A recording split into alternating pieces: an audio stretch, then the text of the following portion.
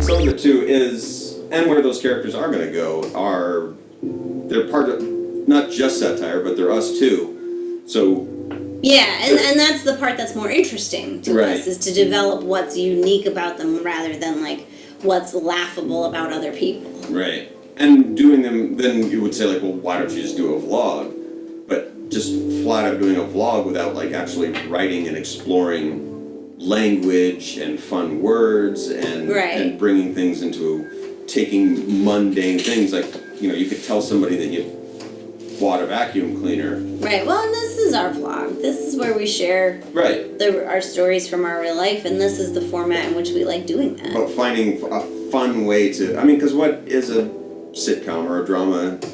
I mean, writers aren't making up absolutely insane, surreal situations that have never happened. Like, the funnier it is, the closer it is to what's happened. You just change names and situations to amp up the funny. And even like The Good Place, which is happening in a supposed afterlife with supernatural things happening, the conflicts are grounded in real human interaction, and even the ideas they're exploring are like from philosophy. It's not like Michael Schur is making up completely new worlds and cosmologies. That opening scene this week where they were playing Pictionary or something. Yeah. They had like a wild, insane-looking giraffe, and then the thought of a horse, and have that to come alive as a horror was a surreal, wild thing. But the actual joke is like not being able to draw a real horse. And like how Pictionary as a social party game is sometimes excruciating for some people. But I was just listening to an episode of To the Best of Our Knowledge, which is a podcast by Wisconsin Public Radio, and they had a whole episode about creativity and neurologically how creativity happens. And they talked to this one researcher who says that the areas of creativity and the areas of memory in the brain have either a lot of overlap or are completely the same areas. And so that with that in mind, that creativity, you can't entirely create something that has not existed in your consciousness ever before. I mean, it can be like, I had a nightmare about a real creepy doll the other night, and it's definitely not a face I've ever seen, but I've seen dolls before, and I've seen creepy faces before. You didn't make up dolls. And that would be a weird dream to wake up and proclaim that I've made up an idea. Right. It's a small human. And like down to like she had a face like humans have.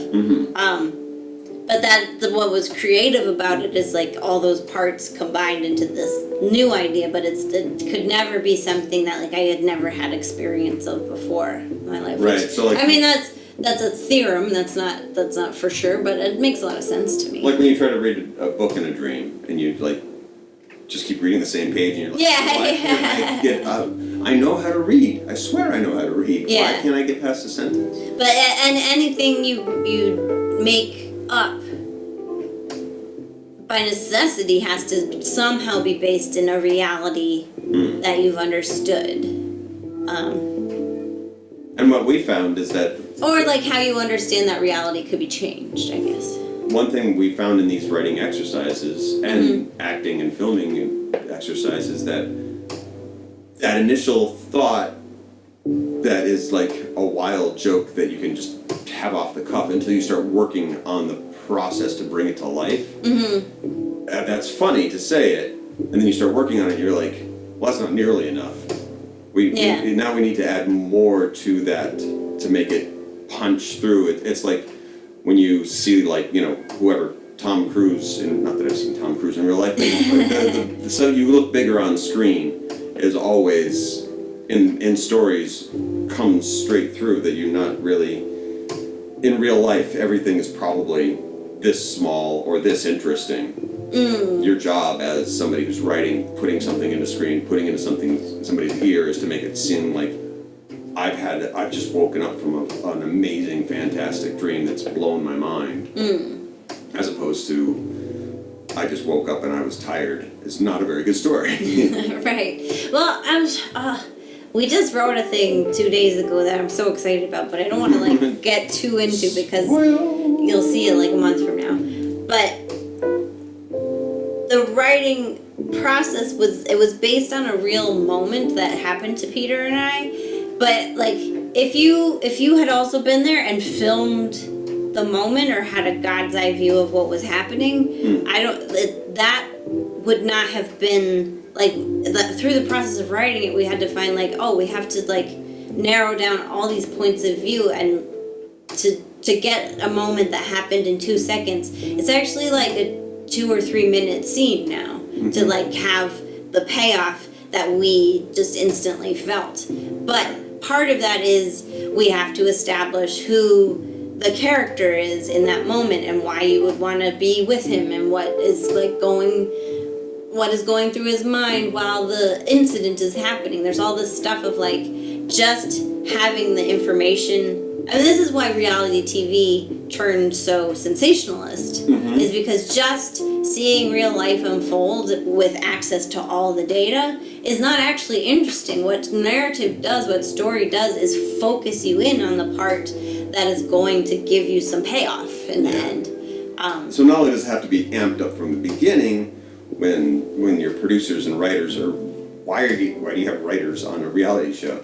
Right. Because things need to be judged, and then by the end of it, like even if you were to see, even right out of the writing, the editing, just on film without the soundtrack to it, you'd be, this is pretty dull. It's not until like if you listen to somebody does the composition for the sound organization and music to these things, talk about like how their writing is just like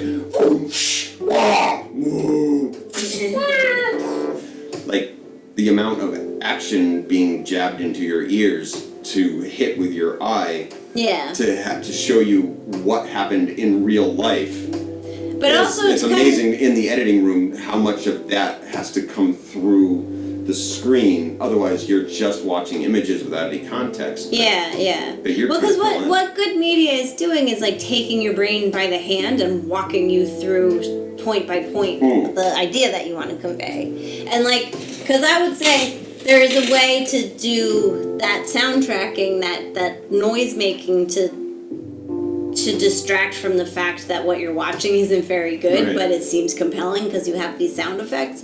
But like something like our video shower, when you showed me the cut without the soundtrack, it was like, is this what it is? And then like once I don't remember writing this boring and performing. Once the soundtrack was in place, it did feel like a more complete piece. And I don't think that's a trick. I don't think that's always a trick. Is that, but like the sound that you're processing, or even when a director chooses not to have sound happening in the background, that's a specific choice because that's part of the experience of the media you're watching. And so if it's missing, then something is missing. Right. It's basically being able to tell a good story. Everyone likes to think that they can tell a good story until everyone sits around at the campfire and like people trade stories and somebody is like, so oh my god, it was so amazing. So first I'm like here and they're like there, and you're like, well, where are you? You know, the good storyteller in every group is an obvious favorite for every group of friends. That they're like, oh, they're going to be able to let him tell the story because he's good at it. And often, if you pay close attention, they are embroidering those stories in some way. It's not documentary. Certainly.